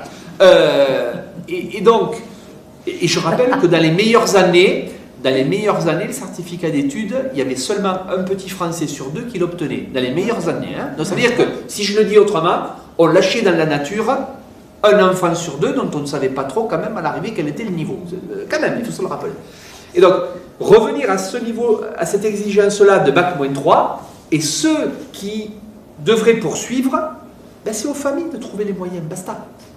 Et donc j'en viens à l'autre aspect de votre question sur la concentration des élèves. En fait, la suppression du temps de classe ne crée les conditions, enfin empêche que l'école ait les moyens de transmettre, de former chez les enfants les capacités qu'elle requiert d'eux. En fait, il n'y a plus le temps à l'école de former les capacités de concentration, les capacités de réflexion. Donc... Non, mais même quand il y avait des heures, beaucoup plus d'heures, moi, ça n'a peut-être pas fait à ce que je veux dire, mais l'école, on ne peut pas compter que sur l'école aussi. Enfin, normalement, l'école est censée être relayée. Elle est censée, j'entends pas, moi. Elle est censée être relayée. Alors ça, c'est l'idée qu'ils ont voulu imposer. Mais non, mais les parents, c'est l'idée. Alors, ça dépend comment on le dit. Elle est structurée et on l'a fait fonctionner. Ah, dit comme ça, oui. Dit comme ça, oui. Mais elle est censée, non. Les parents qui relaient. Voilà. Et quand les parents relaient, effectivement, ça marche mieux pour les enfants. Si les parents disent, eh ben, tu éteins, ou on contrôle ce que tu fais sur ton portable, ou à 22h, et pas que ça. Et on reprend la leçon. Bah oui.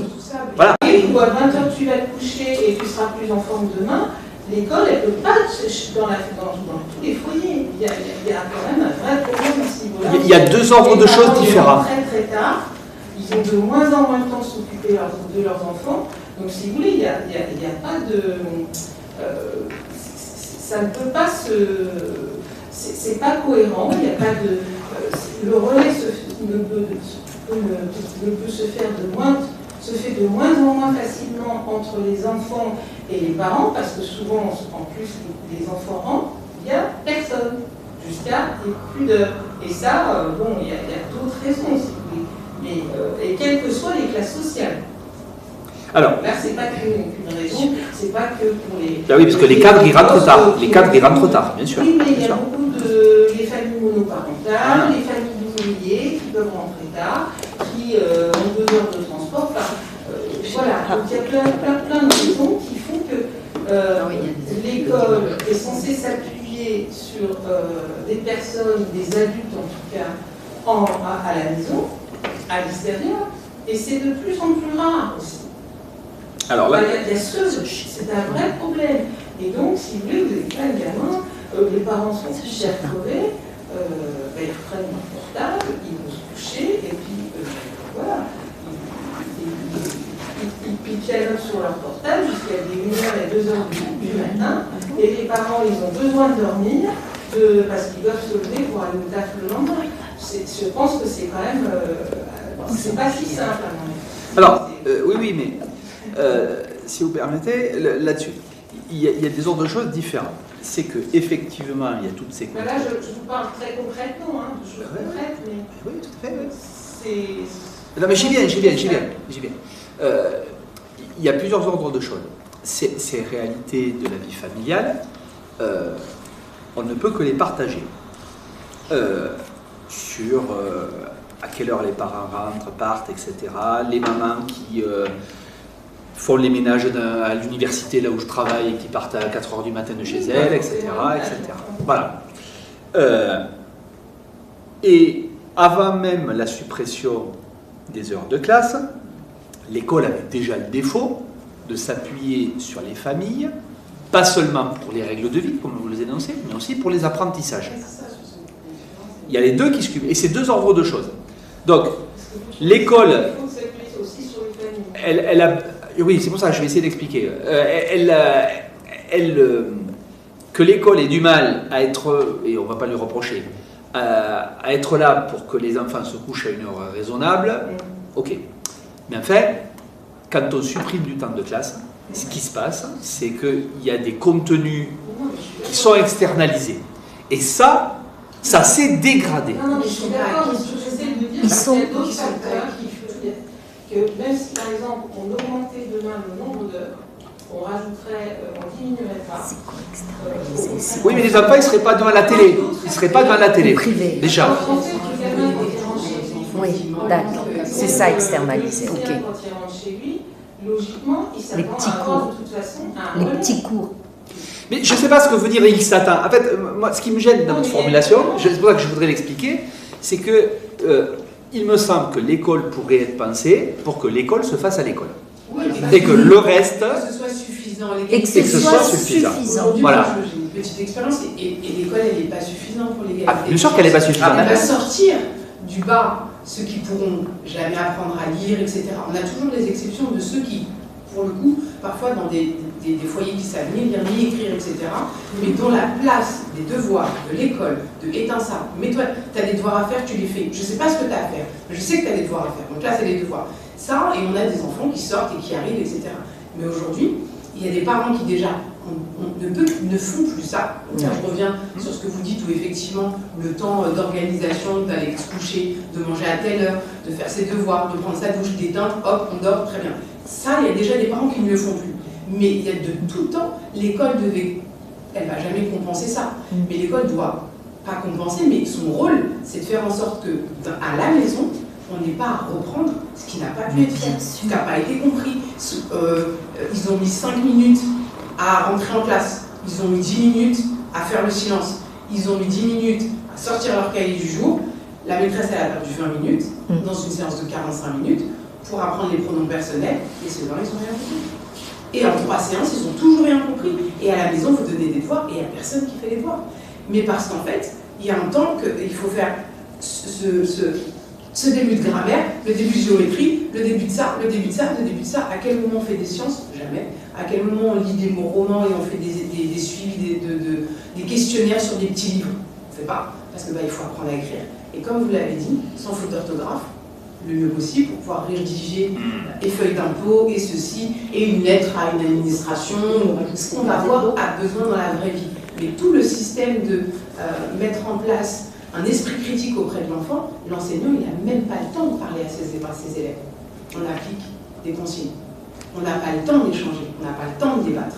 Parce qu'à partir du moment où pour avoir le temps de débattre, eh bien, il faut effectivement un temps d'école qui compense ce que les foyers ne feront jamais. Ou alors, les foyers qui, même si ce sont des cadres, la nounou, elle vient les garder, mais c'est une nounou qui est étudiante, elle est en prépa, elle est ceci, elle peut faire les devoirs avec les petits, etc. Eux, oui. Mais les autres, ils savent pas, c'est fini. Donc le clivage se fait de façon exponentielle. Exponentielle. Et l'école aujourd'hui, et je suis la première, moi je suis vraiment dans une anthropologie, je regarde toutes les écoles, etc. Il ne suffit pas.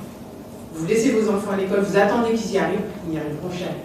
Exception faite de certains pour qui, quand ils sont en classe, ils arrivent. Mais l'école est faite pour les enfants qui n'ont pas besoin d'école. Et ça, c'est amplifié. C'est pour ça que malheureusement, il y a de plus en plus de parents, même de conditions modestes, qui mettent leurs enfants dans le privé.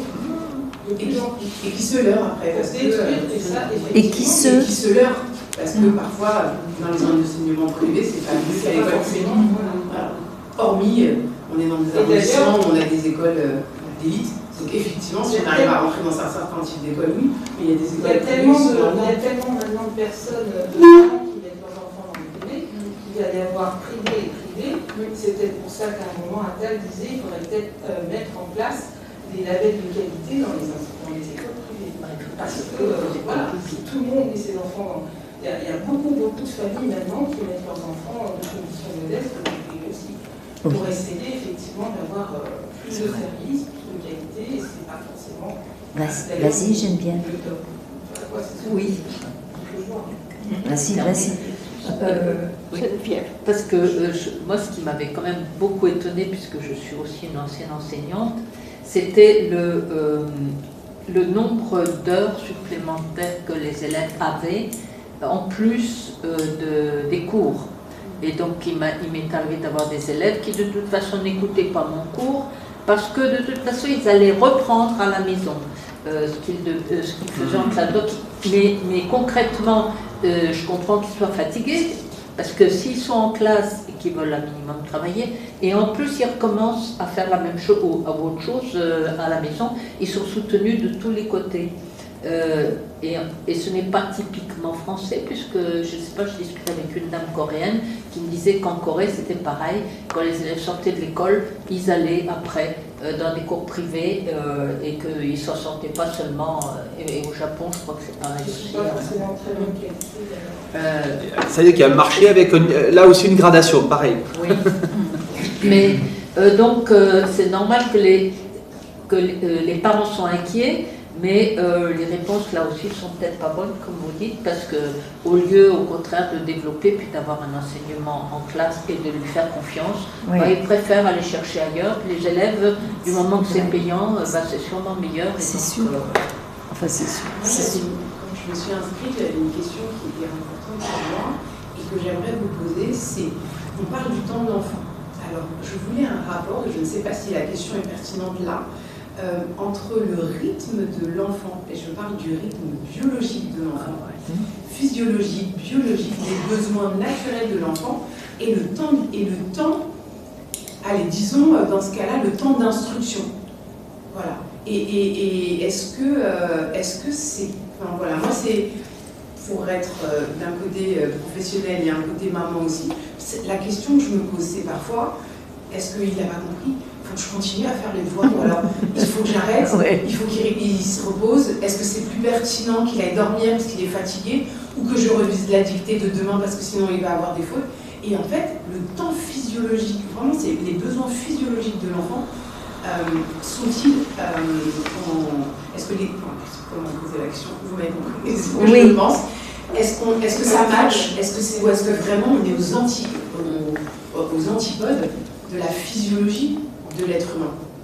Alors, Avec notre je vais le dire crûment.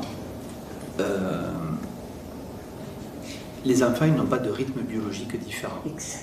Ah non, ils ont tous le même rythme. Voilà. Ah, En je fait, suis d'accord, mais en fait, je- ils ont des capacités à développer de l'attention. Et certains, pour des raisons, plein de raisons, le type de socialisation familiale, mais aussi parce que des fois on s'est crispé sur une discipline. Voilà, moi je suis universitaire et c'est pas enregistré là, si bon, bref. Bon, ma fille, c'était une catastrophe avec les maths, pour plein de raisons. Bon, voilà.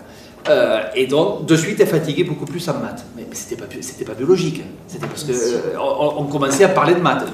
Voilà. Et donc, effectivement. Je pensais au temps de concentration. Mais oui, mais le temps de concentration. Non, pas le temps de concentration, le pic d'attention qui est par Alors, exemple oui, entre 8 heures et... Ça, c'est les chronobiologistes. Voilà. Alors, on va en parler. Bon. Voilà, je pensais aussi à ça. Les chronobiologistes. Parce que c'est deux choses différentes, en fait, qu'on mêle tout le temps et qui sont séparées. Je suis complètement néophyte. Alors, les chronobiologistes, c'est une discipline qui a été inventée de toutes pièces il y a quelques années et qui, en gros, mesure les moments où les enfants sont le plus attentifs. Bon.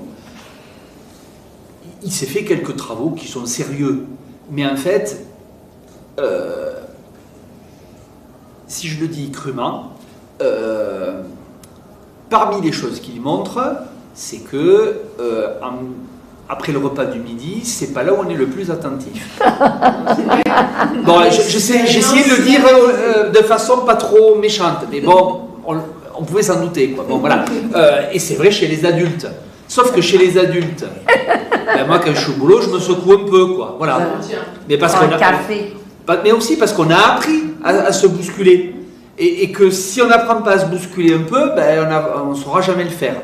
Mais ce qui est rarement dit, c'est que les mêmes travaux chronobiologistes montrent qu'il y a un pic d'attention qui n'est pas terrible, qui est mauvais après le repas du midi.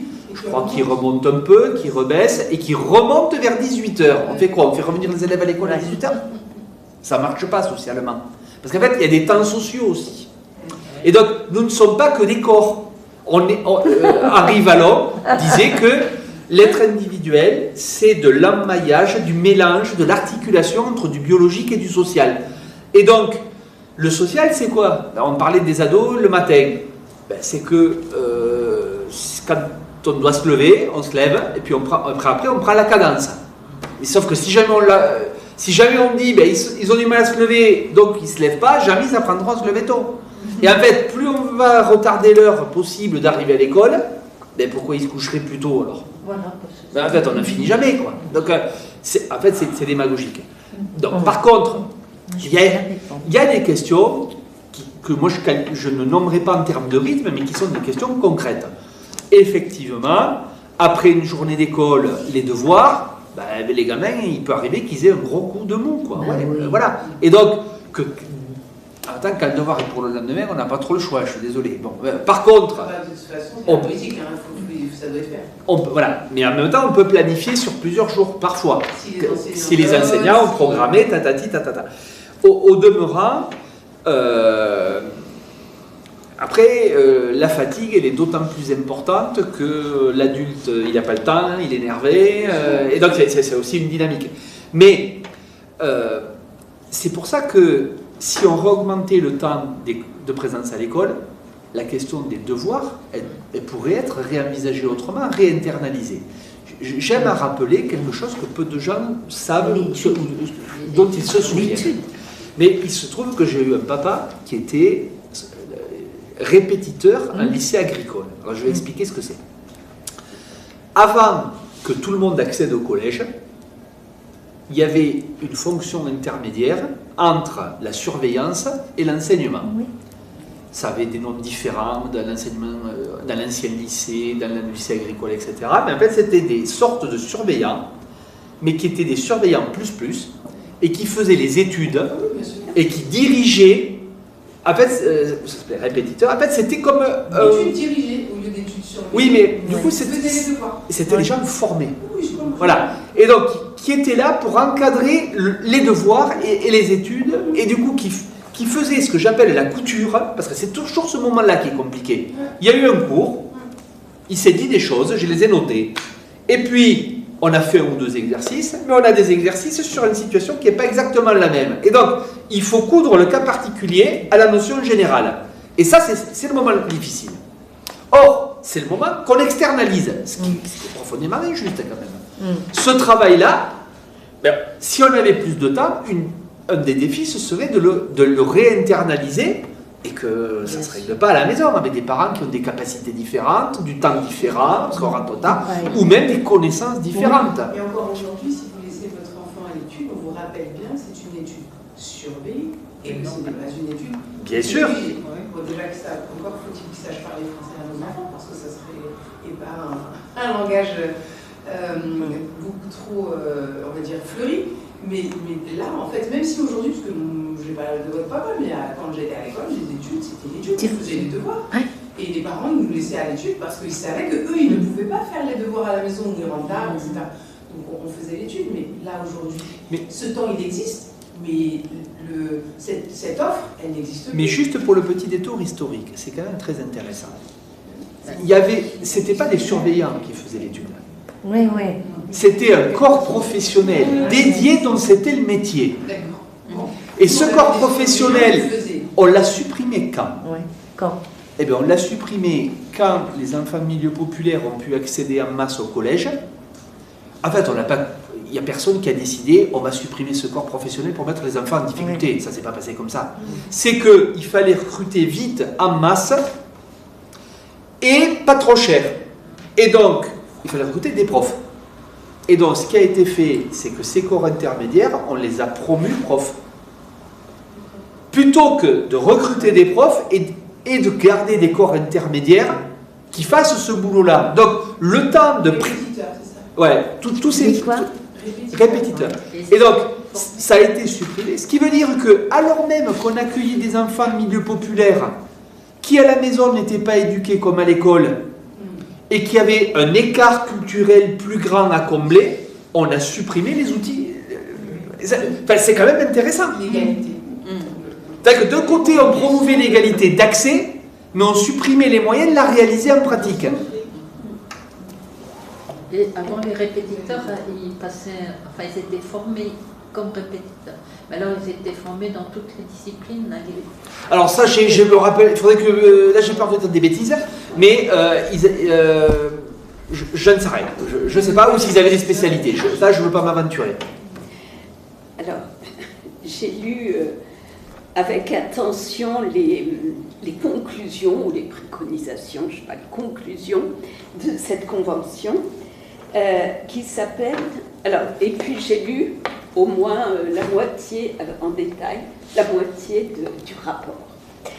Alors, le compte-rendu s'appelle « Réorganiser les temps de l'enfant, en partant de son bien-être ». Moi, j'aurais mis... En quoi? En partant de son bien-être, j'aurais mis en visant son bien-être.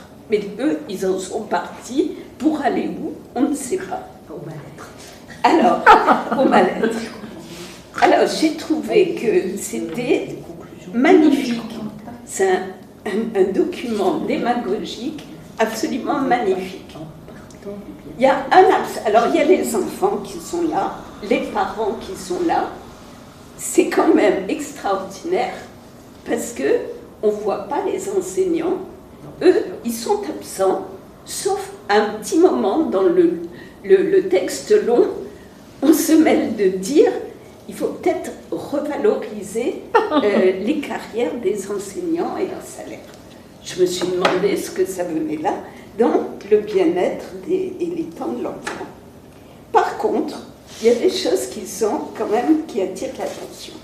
Si je prends les 2 semaines, donc il faut un rythme plus équilibré, il faut réviser le calendrier scolaire en 2 zones de vacances, avec, ça c'est les gens qui ne s'y retrouvent pas avec 3 zones, ils n'arrivent pas à avoir les petits-enfants au même moment.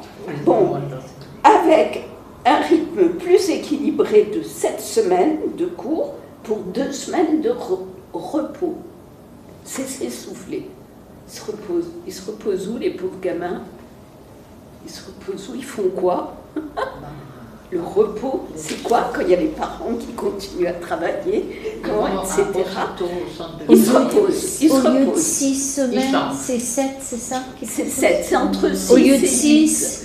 Mais Ça ne change pas grand-chose en réalité. Ça ne change pas. Non, ça change pas Et grand-chose. nous, on C'est était surtout crevés au bout de 6 C'est semaines. surtout le fait que les vacances de février et les vacances de printemps sont décalées en fonction de la zone scolaire, et ce qui fait que parfois certains enfants se retrouvent avec des vacances de 5 semaines et puis de 8 semaines, et ça pose des problèmes sur la fatigue. Après, il y a quand même un conflit avec les professionnels du tourisme et surtout les possibilités de vie à la montagne. Je veux dire que ça permet que des gens restent dans ces... Oui, à la mer.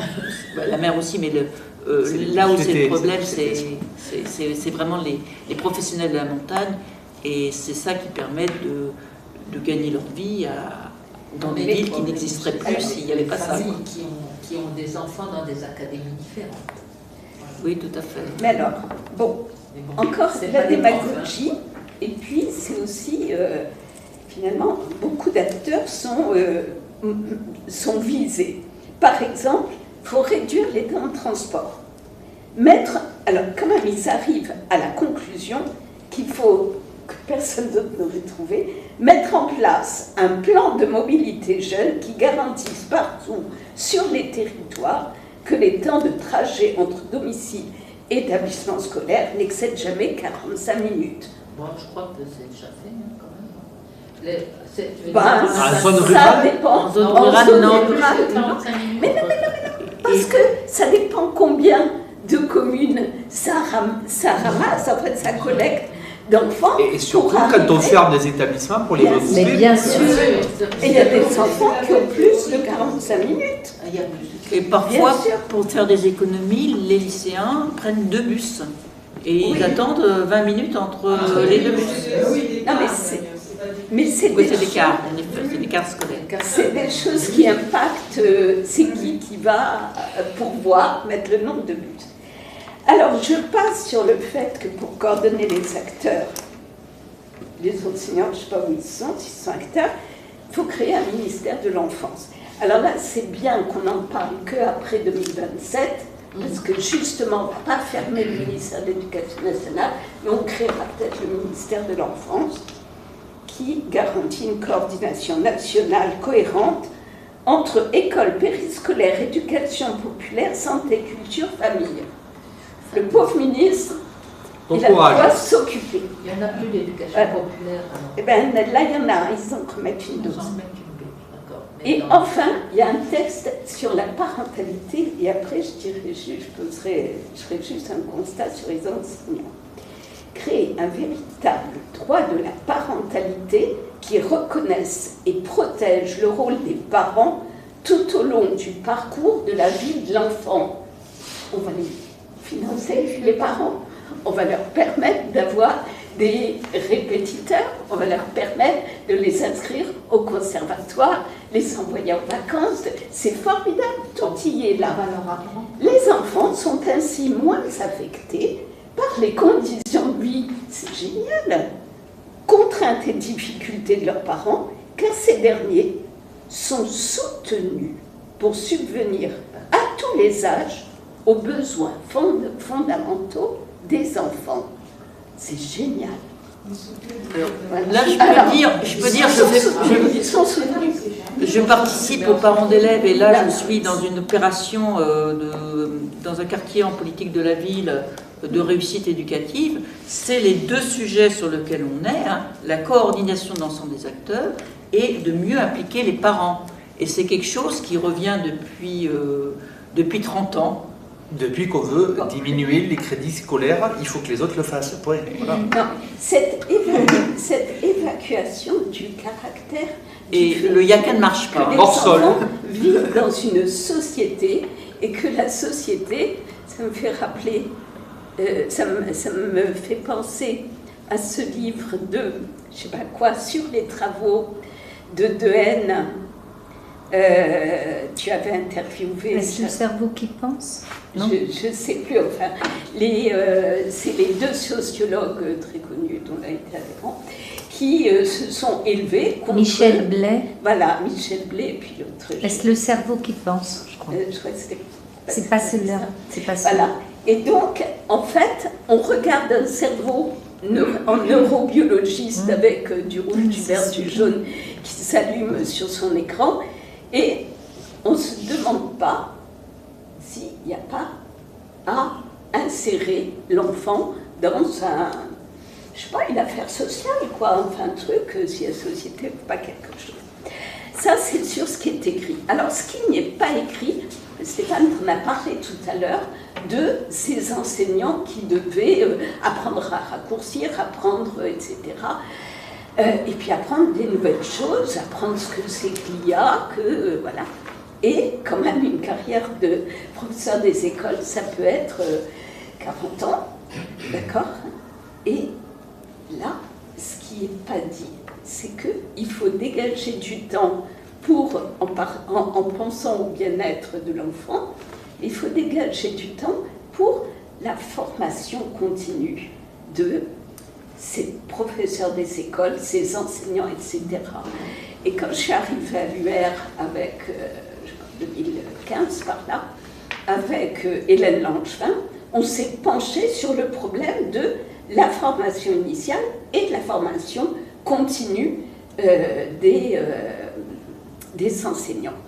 Alors la formation initiale, quand même, sur les fameux master MEF, etc., ils avaient 80 heures de sciences, qu'ils viennent de la psycho, des stats, de ceci, cela, 80 heures pour apprendre, en tant que professeur des écoles, les sciences, de la petite section de maternelle au CM2.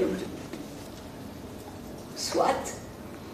Et puis après, on s'est penché sur la formation continue. La formation continue, donc c'était il y a 10 ans, il y avait encore des choses qui avaient un contenu, soit scientifique, un contenu académique, on va dire thématique.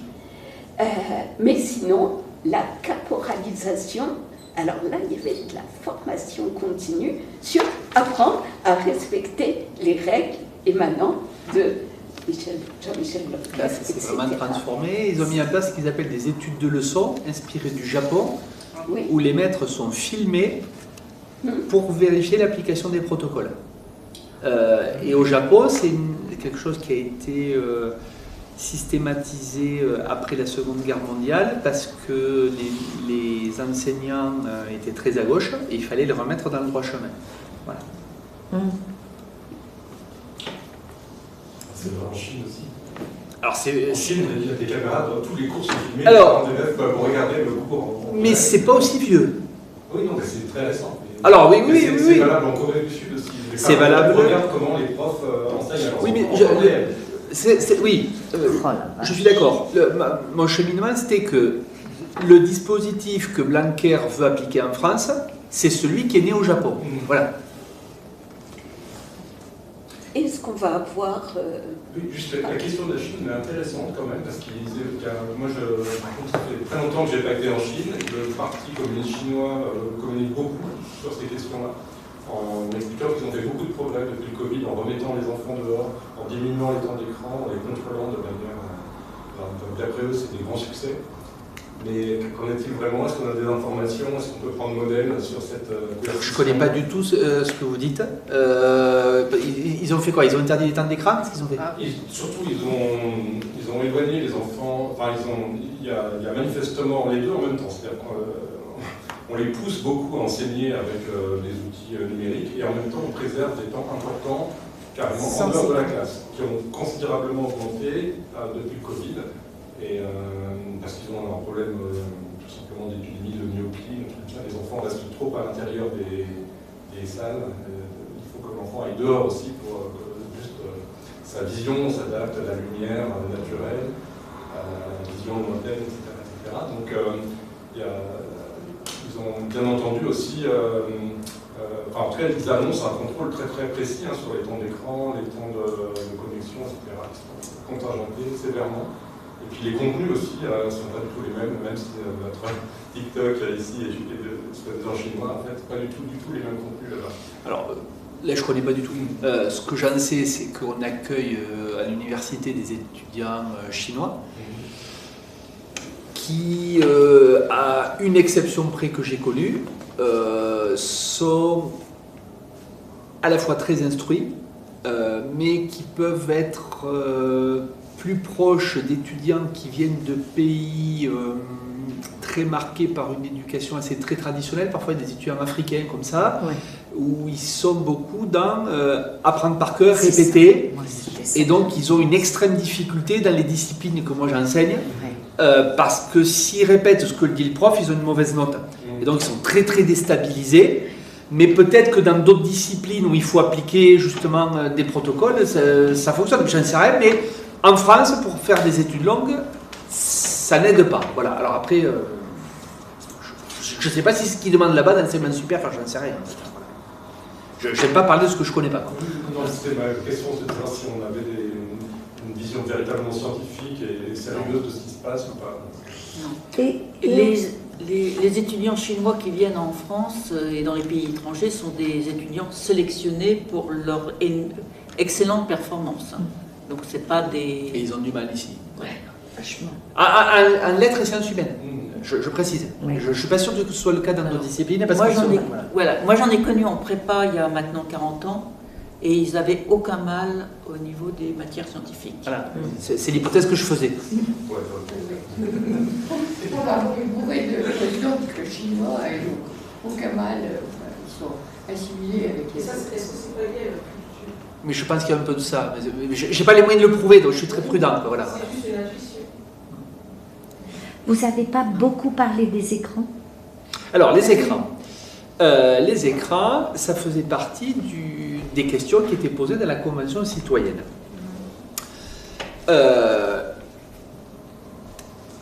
Et moi, je ne vais pas dire que ce n'est pas un problème. Hein. Voilà, je ne vais pas dire ça. Voilà.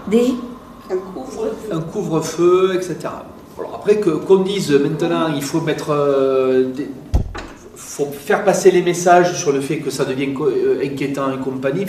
Ça dépend, parce que couvre-feu il y a une résonance d'appel à l'armée qui est quand même bizarre. Bon, mais bon. En tout cas, je voudrais faire la différence entre, effectivement, comme vous le dites, l'usage de ce terme et la vigilance sur le temps des écrans. Au demeurant, moi, ce qui m'interroge, c'est la cohérence de ce qui est dit aussi. En quoi le fait de finir les journées plus tôt et de renvoyer les gamins chez eux va réduire le temps d'écran. C'est sûr que non. Voilà. Ensuite, C'est sûr que non. je voudrais quand même rappeler que ni les élèves, ni les parents, ni les enseignants n'ont demandé à ce que les manuels papier soient supprimés et remplacés par des écrans. Absolument. Aucun d'eux ne l'a réclamé. En fait, on fait tout et on dit son contraire. Exactement. Il me semble que, effectivement, les gamins qui sont sur les écrans, il y en a de plusieurs types. C'est pour ça que je nuance. Il y a une tendance générationnelle à être aspirée par ça. Mais enfin, peut-être que... Chez les adultes aussi. Pardon ? Bien Chez sûr. les adultes aussi. Chez les adultes. C'est ce que j'allais dire, mais pas que chez eux. C'est ce que j'allais dire, pas que chez eux. Et en même temps, pour des tranches d'âge qui n'ont pas été socialisées sans les écrans, ça produit quand même un peu autre chose. Voilà. En tout cas, on peut le penser, même si voilà, des recherches commencent à le montrer. Maintenant, même si ils ont tous tendance à être beaucoup dessus, il me semble qu'il faut aussi faire la différence entre deux choses. Il y a des enfants qui sont capables de se concentrer parce qu'ils ont été habitués par leur famille à se concentrer sur un certain type d'activité, de lecture, etc. Et ce que l'école n'a pas les moyens et le temps de faire si la famille ne le fait pas. En tout cas, elle n'a pas les moyens de le faire bien et aussi bien. Voilà.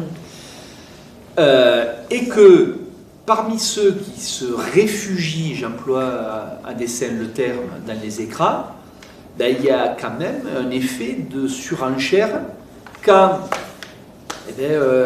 on n'a pas de satisfaction dans le monde réel, quoi. Ah oui. Et que il faudrait faire des recherches plus systématisées, mais de ce qui remonte des pédiatres, etc., ben, c'est qu'il y a tendance à se réfugier dans des jeux imaginaires, des trucs où on a des satisfactions à court terme, là où, pour le reste, les satisfactions sont incertaines et quand on en a, elles sont différées à la fin de l'année, à la réussite au bac et compagnie. Donc, il y a aussi ça qui se joue. Et puis quand même, d'un côté, Macron dit ça, et puis de l'autre, il met l'essentiel des moyens de recherche sur les industries d'intelligence artificielle. Et donc, en même temps, ça défie que le pays ne soit pas en retard, mais en même temps, on dit un peu tout et son contraire, quoi. Donc, il y a des trucs qu'il faudrait quand même un peu rationaliser, quoi. Voilà. Alors, juste une question, parce que au moment où l'IA commence à arriver, etc., il n'y a pas que les enseignants qui ont craint pour leur métier, et il y a aussi les enseignants qui ont craint pour leur métier. Vont-ils être remplacés par l'IA? Et comme aujourd'hui, il y a de l'IA, il y a des humanoïdes, et puis on peut poser des questions finalement à un petit avatar et il vous répond. Est-ce qu'il y a des choses qui se trament dans ce domaine-là? Ben, en tout cas, là, je vais y aller prudemment parce que je ne voudrais pas lire dans la mare de café. Mais quand on interroge une IA, elle est programmée pour donner la pensée moyenne sur un sujet. Voilà. Et ce qui me semble inquiétant, si je me fie à ce que des collègues m'ont dit, moi je n'ai pas vérifié, donc je vais y aller mollo, c'est que des moteurs de recherche comme Google auraient programmé la fin du prélèvement des sources pour les donner à l'internaute. Je la refais à l'envers. Quand on tape 3 mots-clés dans un moteur de recherche type Google, il nous donne des références dans lesquelles aller voir. En gros, ça, si je me fie à ce qu'on m'a dit, il est programmé que ça disparaisse pour nous donner seulement la réponse aux questions et plus les moyens d'accéder à la source qui permet de fonder la réponse. Ah ouais. Et donc ça fait peur. Ça fait peur. Il y a aussi des fausses sources. Alors, ça, l'IA est programmée pour donner une réponse. On pourrait imaginer aussi qu'elle soit mieux programmée pour dire je n'ai pas la réponse à cette question. Mais en tout cas, pour mes étudiants qui se servent de l'IA, ce que je sais, c'est que ceux qui sauraient s'en servir intelligemment, ils n'ont pas besoin de l'IA, ils font le devoir. Et puis pour les autres, ils posent une question à l'IA, mais comme ils ne savent pas bien la programmer, elle répond en attribuant des citations à des gens qui ne les ont jamais proférées. Et donc, par exemple, quand elle n'a pas les sources pour ce que j'ai écrit, que l'étudiant lui dit qu'est-ce que tel auteur, ma pomme, a dit sur le sujet, il m'attribue les propos de la pensée moyenne. Pas de bol, j'ai sorti un bouquin qui dit le contraire de la pensée moyenne. Donc en fait, ils sont gaulés à tous les coups, quoi. Bon. Pour l'instant, voilà, mais sauf qu'on est... Bon, après, il y a des motifs d'inquiétude. Là, c'est le prof qui parle, c'est pas le chercheur, quoi. Voilà. Des motifs d'inquiétude sur... S'ils ne s'exercent pas à faire ces opérations mentales, ils n'apprendront pas à les faire. Voilà, et donc ça, c'est inquiétant. Alors, peut-être une dernière question. Oui, parce que moi, je Voilà. pars à 9h. Voilà. Elle fait partie. Tu signes.